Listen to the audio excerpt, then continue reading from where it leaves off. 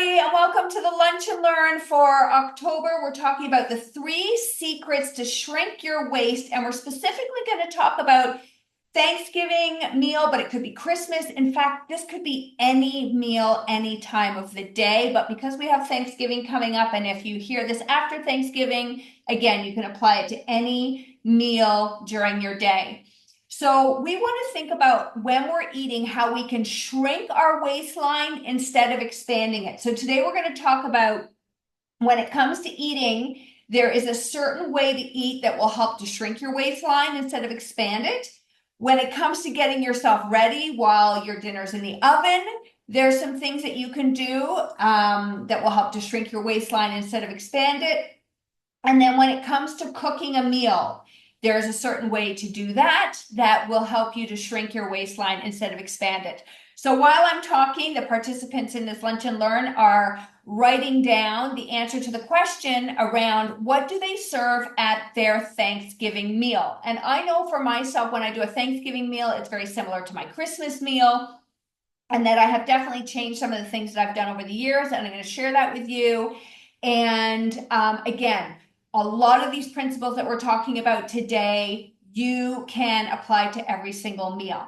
So let's jump in. Okay, love it. Okay, I love your responses here because I'm going to talk about them. All right, so you have heard me talk about many times that when we eat a meal, and the participants, do you know the order that you eat a meal? So if you do, just put it in the comments, because eating your meal like this, any meal, will be super beneficial for your gut bacteria, for making you, I don't want to say feel a little fuller, but definitely help to balance out your blood sugar levels, which affects how hungry or full you feel. And so in the comments I hear or I see that appetizers like cheese, cold cuts, wine, sorry, it just moved on me here, and pie of some sort, which I'm guessing it's not a sweet pie if it's an appetizer, but I could be wrong. So if I could suggest one thing to add to these appetizers that would completely help you to balance your blood sugars more and help you to shrink your waist instead of expand it, would be to eat some vegetables first. So if your appetizer could include some carrot sticks, some celery, some cucumber, something like that, and you eat those even before your cheese and crackers, you are already helping your body because you're putting fiber in your gut.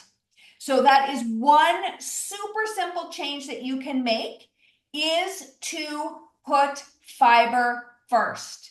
Okay, fiber first, and that's any fruit or vegetable. Okay, so when you put out those appetizers, I'm always the one that likes to bring the veggies. Get those into your body first. Okay, so I love how Patricia answered that we eat our carbs last, so I'm going to jump into that. So remember, carbohydrates, there's simple carbohydrates, there's complex carbohydrates. We want those complex carbohydrates first. Okay, now the typical person eats about 3,000 calories during a Thanksgiving meal. You know what? I'm like, we're not having Thanksgiving or Christmas meals or Easter or these big, huge meals on a regular event. So I'm like, every once in a while, it's okay to have this feast that we're going through. We can kind of turn off our signals. We're in this beautiful environment with our friends and our family. And, you know, I think if we really dove into our hunger signals, we would not eat as much as we do during these meals. But I, for one, can say that I definitely would eat more at one of these bigger meals than I do during my regular times of year.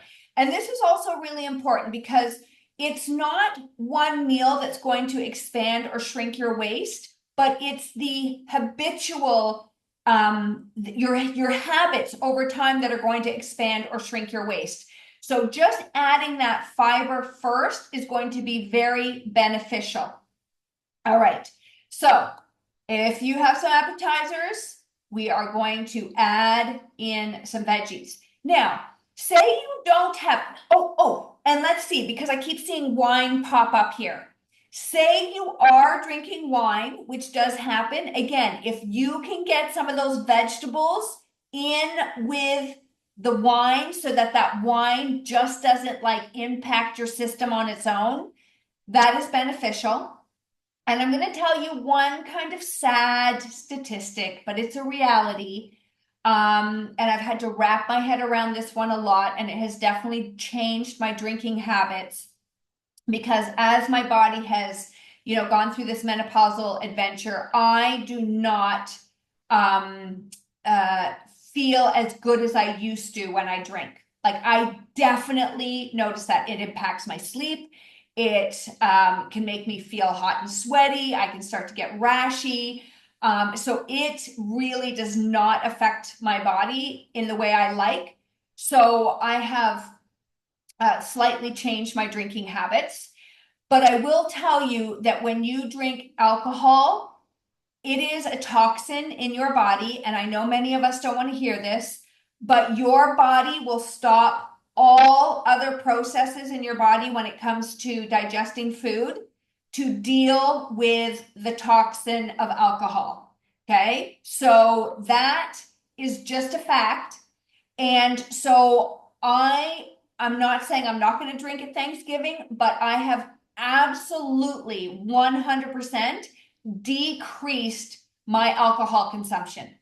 Because a question I ask myself is, if I choose to drink alcohol, I know I am about to shut off my fat burning potential because my energy has to go to keeping my organs safe. And so it needs to metabolize the alcohol. All right. And that's a sad reality. And on one hand, I wish I didn't know that. But on another hand, I'm very grateful that I know that because I want to be the CEO of my health and I want to understand all the things that I'm putting in my mouth. So some comments, yes, was makes me tired, hot, and I can't sleep well. So I think this is really important that when we start to connect the dots between how food and alcohol make us feel, we can decide in that moment if we want to feel that way later on and the next day. And there are times where I am definitely like, no, I do not want to feel that way. And I have to work through the emotions. I have to work through some discomfort.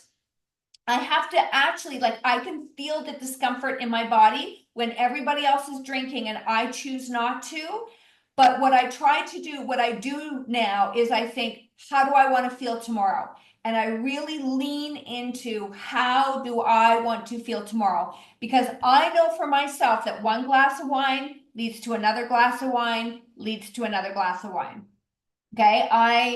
I may sometimes be able to drink one glass of wine, but one glass of wine is 4 ounces. Most of us measure that out. Most of us are drinking way more than 4 ounces. So one glass of wine is actually 2 or 3 glasses of wine within that one glass of wine. So again, I'm not saying to drink or not to drink. I'm just saying that it's really eye-opening to first connect the dots between how you feel. Do you want to feel that way? And if you do, and like I said, I do sometimes, I make the choice and I do it. Okay. But understand what's happening in your body. Okay. So somebody missed something, but hopefully I answer it. And if not, just put the comments in there first.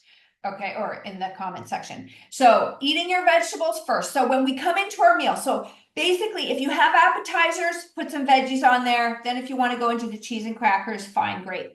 If you don't do appetizers, which a lot of the times I have to tell you, I've scrapped appetizers because we are going to sit down to a massive meal and I actually want to enjoy my meal. And if I've already eaten my appetizers, sometimes I just don't have that same first bite sensation from the turkey because I'm already full. And again, It depends how many appetizers you eat. So I'll leave it at that. If you choose not to do appetizers and you're having your beautiful meal, you've got your turkey, your stuffing, your gravy, your green beans, some mashed potatoes, maybe some squash, some sweet potato, whatever it is. Again, look at your plate and eat some of the vegetables first. Now, it doesn't mean you eat all the vegetables first. Okay, it just means you eat some of the vegetables first to allow yourself to get the fiber into your body. Now, here's something I'll challenge you with this upcoming Thanksgiving is we need to chew our food about 10 to 30 times. Our stomach does not have teeth. So we have just spent, for many of us who make Thanksgiving dinner, it's hours of preparation. I have done it. I know it's a lot of work. It's actually weeks of presentation or preparation because you got to order the turkey. You got to make sure you have all the things. You're thinking about all these things you have to make. So I've noticed sometimes how the meal will be finished in half an hour or 20 minutes or even 10.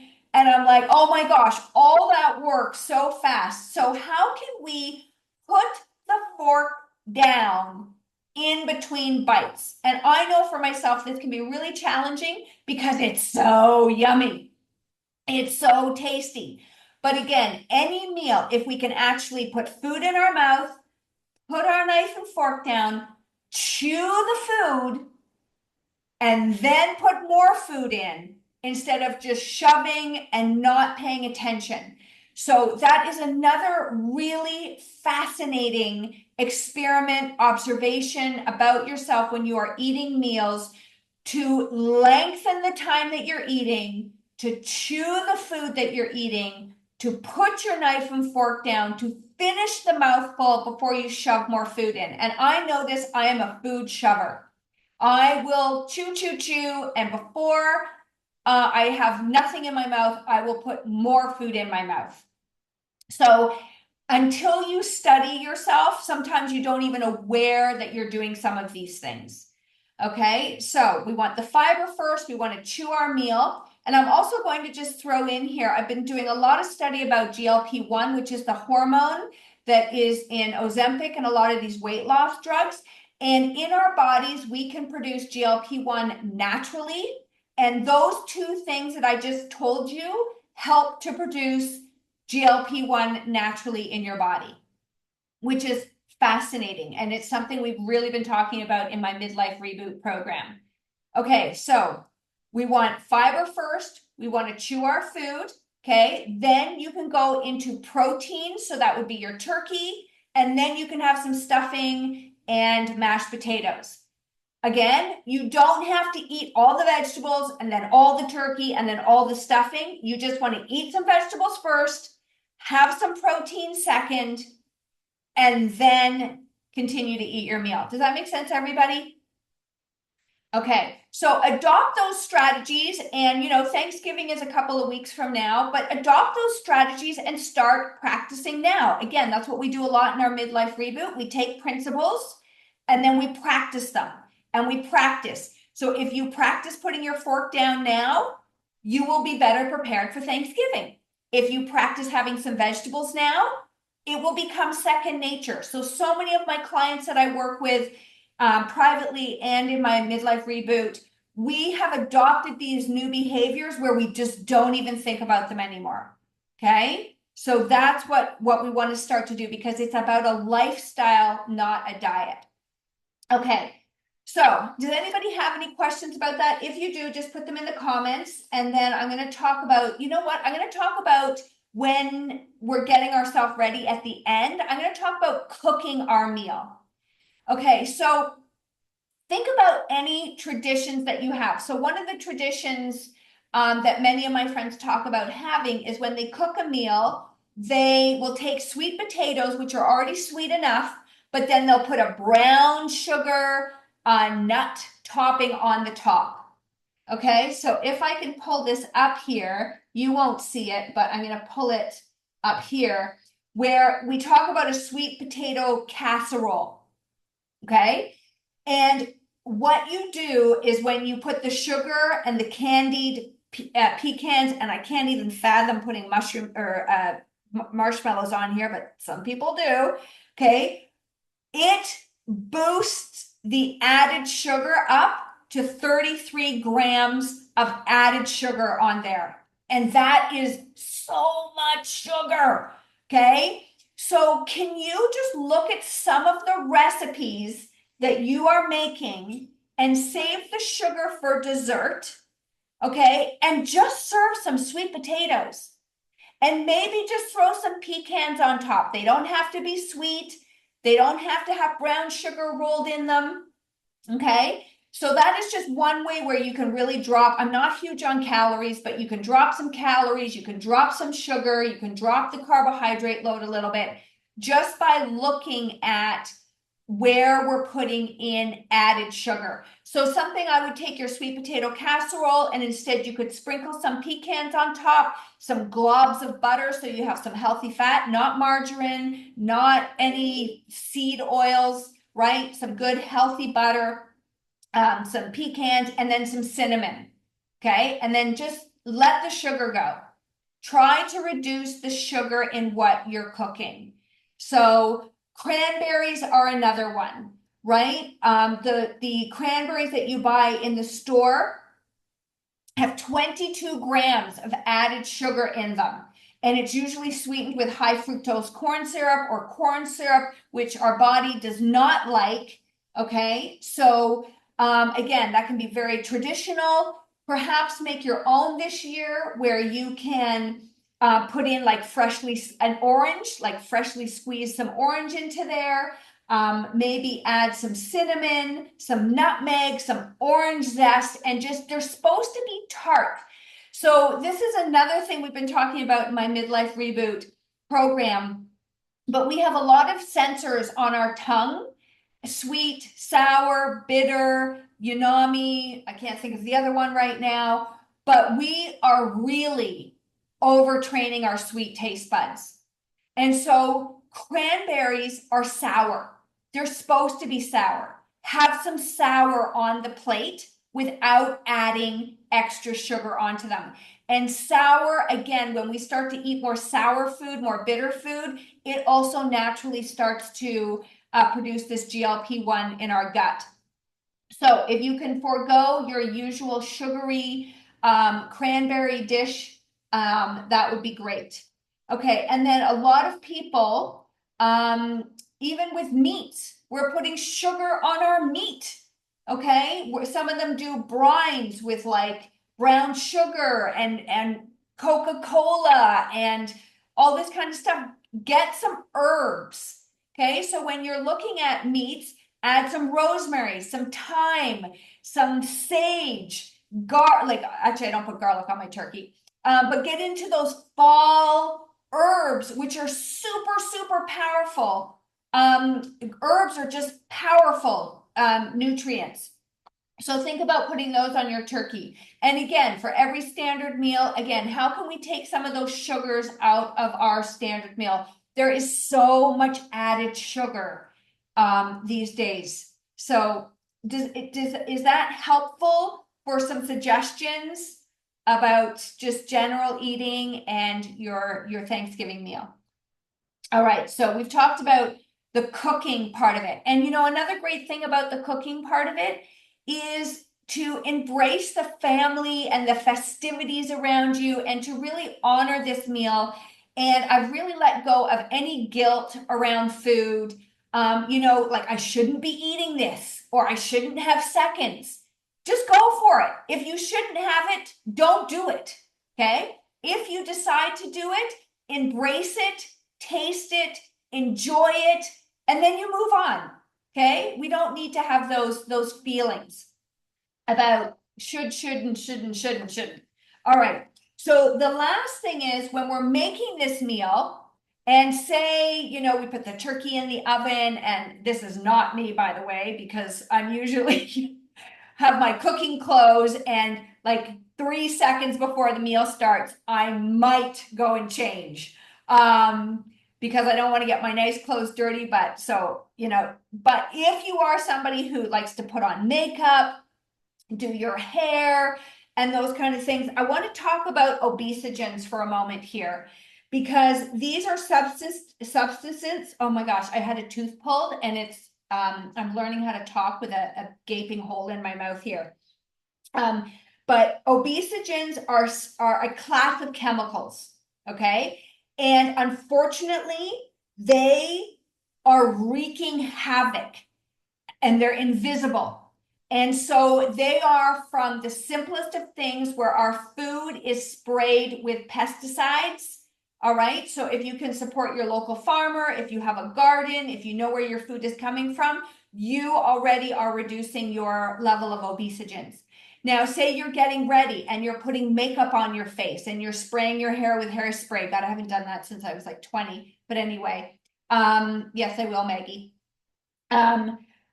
We really want to reduce the amount of obesegens, because they are contributing to the accumulation of fat on our body and obesity. Okay. And so just think about, okay, let's just start with, you're cleaning your house because you have company coming, and you start spraying all these chemical Windex and cleaning supplies. Those are obesegens. Then you say, you know what, I want a nice smelly atmosphere in my house. So you light a candle that's got a pumpkin scent that is fake. Okay, that is an obesegen. You are now inhaling an obesegen. So instead, really get diligent about not putting fake smells in your house. Stop putting chemicals on your face and spraying chemicals in your environment. So these are things that, you know, a lot of the times we don't think about, because we've normalized smelly candles, and we don't even look at the skincare choices that we're making. Again, in the Midlife Reboot, we really talk a lot about skincare, health care, hair care, teeth care. So when you're getting ready, just start to take a moment to see if you can, and again, this is outside of any fancy meal, but can you start to bring vinegar and water and baking soda back as cleaning supplies? Can you start to spray like real essential oils, not the essential oils that cost $7.99? Okay, those are synthetic smells, like getting some real essential oils to put in your house. Get rid of the smelly candles. So does anybody have any questions about that? So those are obesegens. Now, obesegens are also in like the coating of frying pans. They can be in your plastic utensils. So I don't want to freak everybody out, but like, this is an adventure I've been on for 20 years, really trying to get these things out of my house, and we can't escape them. Okay. Like, they are in things that I still use, but what I want to try and impress upon you is, when you can get rid of something that you don't have an emotional attachment to, then let it go. Let it go. Okay, so for turkeys, so somebody's asked me about turkeys. I get it from my local butcher. Okay, I have not bought a turkey from a grocery store in I don't know when, but I feel that when I'm getting it from my butcher, he is using a local farmer who, I'm hoping, cross my fingers, is caring for that turkey a little bit better, because definitely it's in, what's the word I'm looking for, smaller quantities. So it's not a turkey farm, which is like, could be factory farm. I don't know what they're fed. I don't know how they're looked after. So my best bet is you talk to your local farmer. You maybe reach out to some turkey farmers. People raise their own turkeys, and go from there. That's what I would suggest for a turkey. And that also spills over into any kind of meat that you're eating on a daily basis. So I definitely use my butcher. I use Niku Farms. I use True Local. I really source my meat more diligently. Now, yes, I still do go to Costco. I still do go to my grocery store, but the majority of the time I have shifted to better quality meats. And again, it's always what's in your budget, and it just various factors that you can look at, but it does make a difference. Okay. And so I'm all for supporting my local farms. All right. You know what?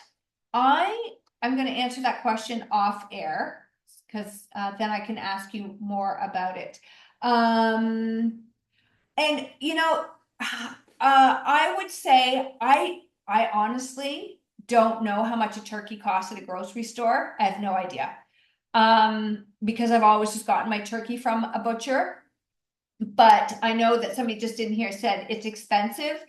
I would say that this is really interesting, and this can throw up a lot of different things. But we sometimes will spend, I don't know, $20 to $50 on a bottle of wine, and you can drink that in an hour. Okay. And you take a turkey that may cost $75 and it's feeding 7 people and you get leftovers. So money to me is a very interesting subject because we tend to spend money on what we value. And we've had a lot of chuckles in our midlife reboot lately because we've been talking about, I have a lot of wine drinkers, and you add up how much money you can spend on alcohol if you just did that, and how quickly you can consume those dollars. Or even if you go to a restaurant and you order wine, which is usually $15 a glass now, right? You really start to see how much alcohol can cost compared to other things. I'll just leave that with you. So I'm going to answer some of these questions in a minute here, but I wanted to thank everybody because I'm going to put this on my podcast. Thank you for listening. I'm going to recap our tips here. Is when you start eating any meal, eat fiber first, then protein, and then go more into your simple carbohydrates. When you are cooking, can you reduce the added sugar, bring up the healthy fat to help balance your blood sugar levels? And when you are getting ready for company or just getting yourself ready in general, can you reduce the amount of obesegens? Can you improve your air quality, improve your cleaning products, improve what you're putting on your skin? And thank you very much for listening. Everybody else stay on the line for my podcast ladies. Thank you, and I will see you in the next episode.